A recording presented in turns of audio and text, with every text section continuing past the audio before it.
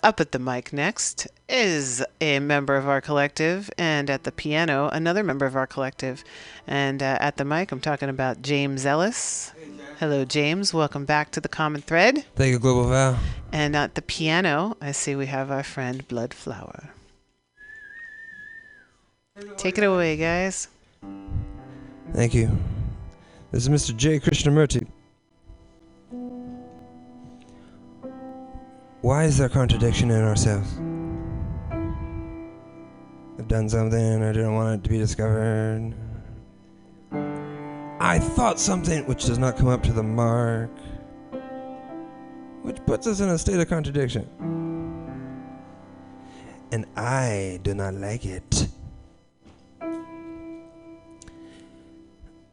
Where there is approximation, there must be fear.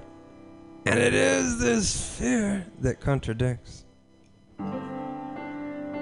Whereas, if there is no becoming, no attempting to be something, then there is no sense of fear. There's no contradiction. There is no lie in us. At any level, consciously or unconsciously. Something to be suppressed, something to be shown up.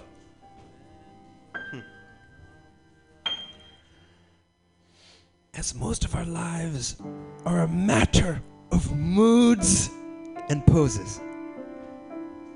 Depending on our moods, we pose.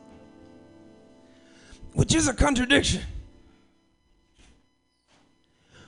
When the mood disappears, we are what we are. It is this contradiction that is really important. Not whether you tell a polite white lie or not. Look, so long as this contradiction exists, there must be a superficial existence. And therefore superficial fears, which have to be guarded. And then white lies, you know. And all the rest of it follows. Let us look at this question. Not asking what is a lie, what is truth, but without these opposites, go into the problem of contradiction in ourselves, which is extremely difficult. Because as we depend so much on sensation. Most of our lives are contradictory. We depend on memories, on opinions. We have so many fears, which we want to cover up. All these create contradiction in ourselves. When that contradiction becomes unbearable, one goes off one's head. One wants peace. And everything that one does creates war.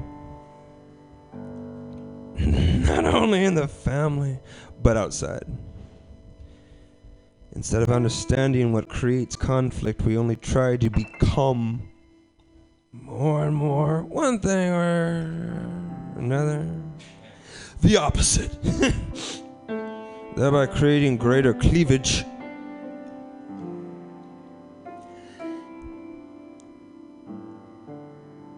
Is it possible to understand why there is contradiction in ourselves?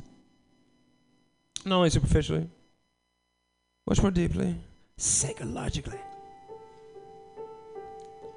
First of all, is one aware that one lives a contradictory life? We want peace, and we are nationalists.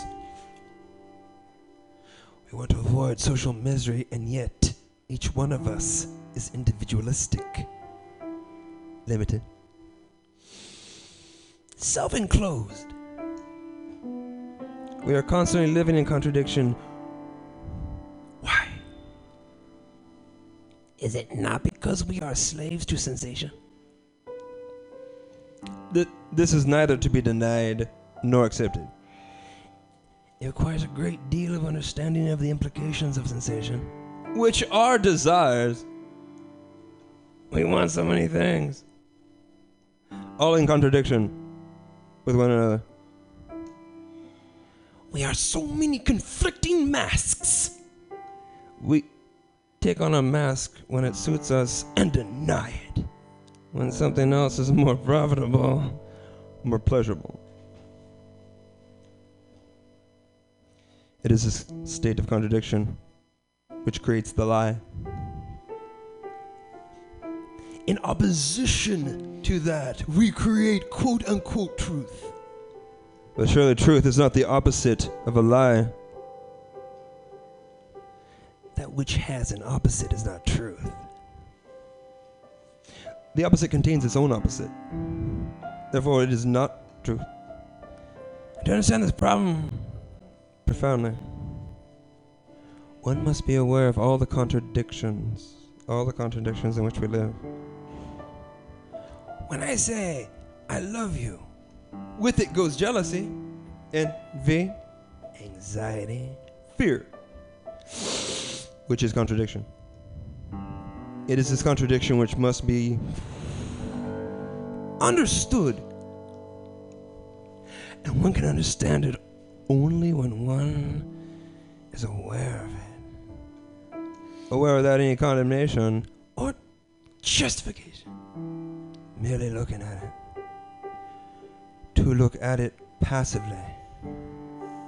One has to understand all the processes of justification and condemnation. It's not an easy thing to look passively at something. But in understanding that, one begins to understand the whole process of the ways of one's feeling and thinking. When one is aware of the full significance of contradiction in oneself, it brings an extraordinary change. You are yourself, then. Not something you're trying to be.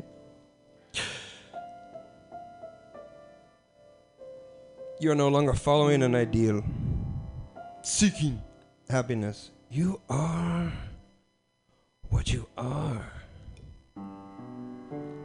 And from there you can proceed. Then there is no possibility of contradiction.